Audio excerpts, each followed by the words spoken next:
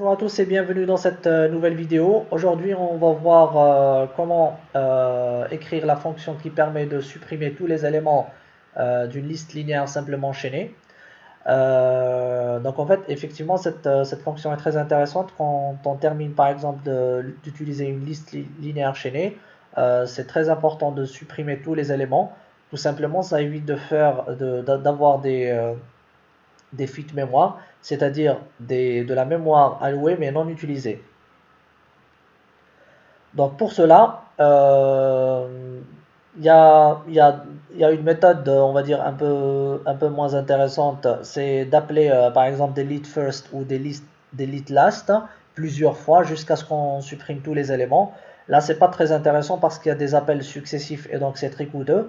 Deuxièmement, en fait, ces fonctions, surtout dans le cas de delete, elles parcourent à chaque fois toute la liste et suppriment le dernier. Donc il y a un appel à la fonction, il y a le parcours de la liste et il y a mise à jour du chaînage. Donc c'est pas très intéressant d'un point de vue performance.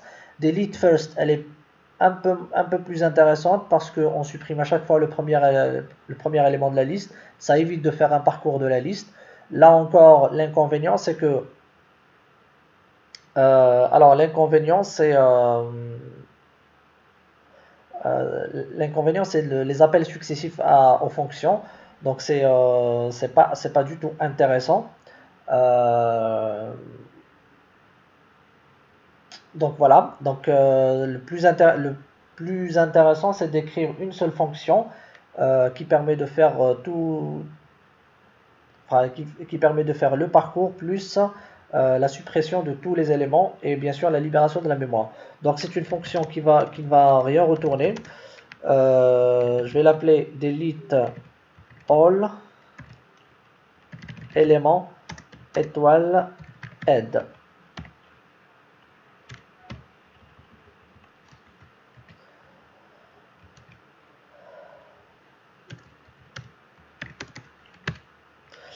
Alors, donc j'ai besoin d'un pointeur P. Enfin, pour l'instant, je vais le laisser comme ça. Ensuite, while, je vais faire while add. P reçoit add. Et add reçoit add next. Ensuite, je fais free P. Et c'est tout. Alors, bon, ici, j'aurais pu faire par exemple ça. Bon, c'est pas très important, mais c'est toujours intéressant d'initialiser les pointeurs à nul quand on les déclare. Donc, pour comprendre un petit peu ce qui se passe ici, c'est que donc on parcourt la liste. Ensuite, je sauvegarde l'élément courant. Je passe donc le head, il pointe l'élément suivant et on libère P. Alors c'est très important de sauvegarder d'abord head dans P, ensuite de mettre à jour head et de faire free P. En fait, certains ils pourraient croire que c'est possible de faire tout simplement free head. Ensuite, faire head égale head next. Alors, c'est pas du tout logiquement, elle est très mauvaise comme façon de faire parce que tout simplement, dès qu'on libère une mémoire, on n'est plus, enfin, ce n'est plus possible de l'utiliser. Donc, quand on libère head, du coup, on perd trace de la tête de la liste. Et du coup, ben, il n'y a plus de parcours, il y a plus moyen de parcourir le reste de la liste. Donc c'est pour ça que c'est très important de sauvegarder d'abord dans P, de passer à l'élément suivant et de libérer l'élément en cours.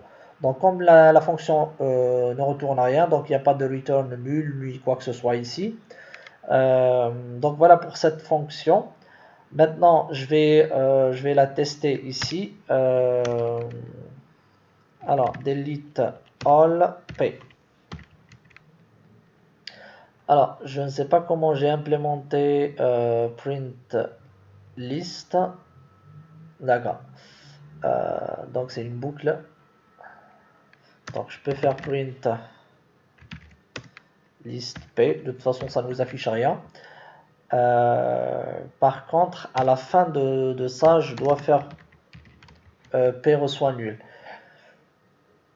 Donc c'est pas la fonction delete all qui met à jour le P. Donc pour comprendre ce qui s'est passé ici, au début, donc on a créé la liste, on a affiché le contenu de la liste.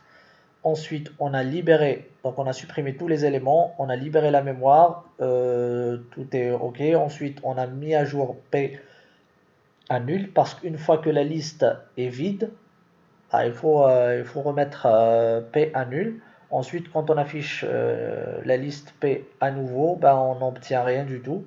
Donc c'est une liste vide. Donc ici, en fait, delete all, la fonction delete all fonctionne comme free, la fonction free. Elle libère la mémoire, mais elle ne met pas à jour le pointeur qui est donné en paramètre. Donc c'est à nous de le mettre à jour ici. Donc voilà pour le fonctionnement de delete all. J'espère que la vidéo vous aura plu. N'hésitez pas à la liker, à la partager sur les réseaux sociaux. N'hésitez pas à vous abonner à ma chaîne YouTube pour recevoir les notifications des nouvelles vidéos. Je vous dis à bientôt et au revoir.